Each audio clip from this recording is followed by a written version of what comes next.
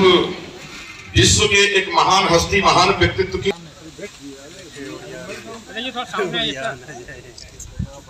सब आदमी थोड़ा सामने देख लेंगे सर, आप हटिए सामने से।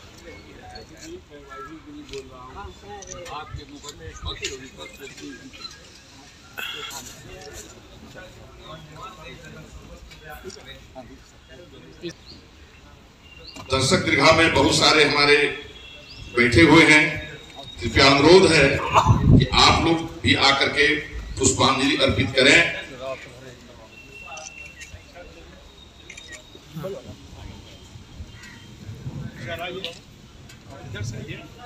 स्वागत तालियों के द्वारा, दर्पण ध्वनि। बहुत अच्छा, बहुत अच्छा। हाँ, मुख्य अतिथि हैं न्यायमूर्ति। आप आगे देखिए सर।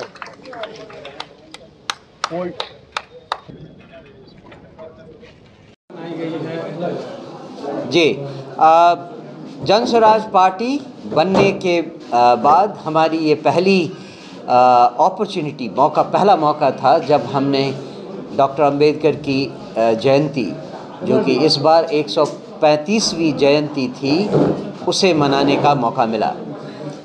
मुझे आशा है कि आप सब समझेंगे कि बहुत शॉर्ट नोटिस पे हमें ये करना पड़ा, क्योंकि 11 अप्रैल तक हम लोग एक बहुत बड़ी रैली में उसके आयोजन में व्यस्त थे। लेकिन मुझे खुशी है कि हम ये शुरुआत कर सके। अगले साल आपको एक बहुत भव्य आयोजन को देखने को मिलेगा, ये ऐसा मेरा पूरा भरोसा है।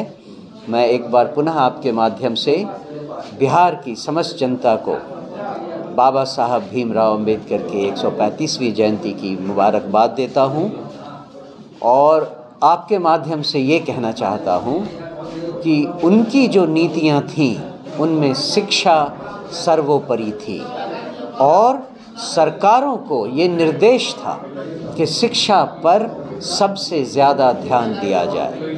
जो मैंने मंच से कहा था वो मैं आपके सामने फिर दोहराना चाहूँगा कि रिजर्वेशन की पॉलिसी के पीछे केवल एक ही एम था कि हमारे दलितों को कितनी जल्दी शिक्षा का समान अधिकार दिया जा सके, जिसके बाद उनको आरक्षण की ज़रूरत ना पड़े।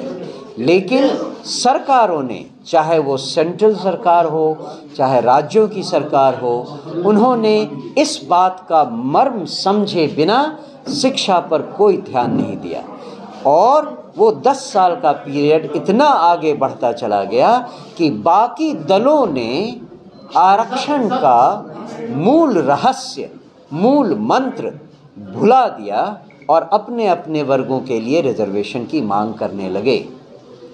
ये सर्वथा अनुचित था, और यही जन स्वराज की परिकल्पना में आता है।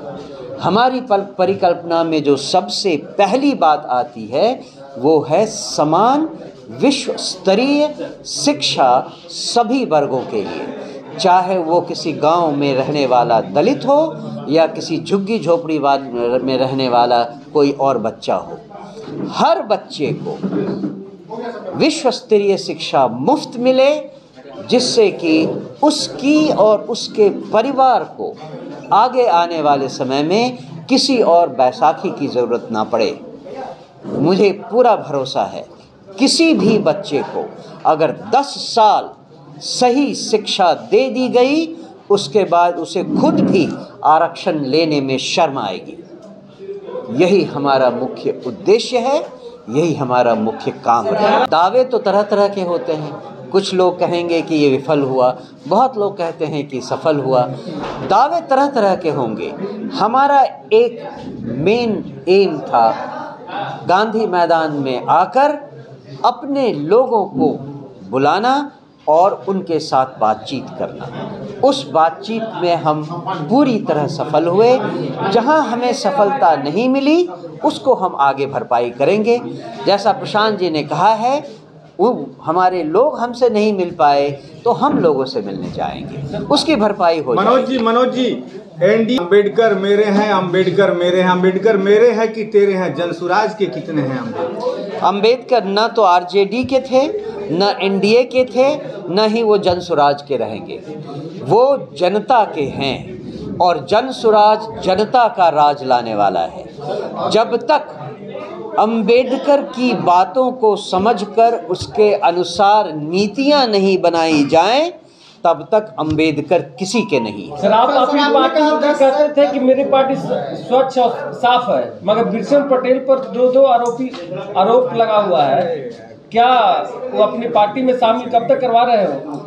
आरोप तो बहुत तरह के लोगों पर बहुत तरह के लगे रहते हैं।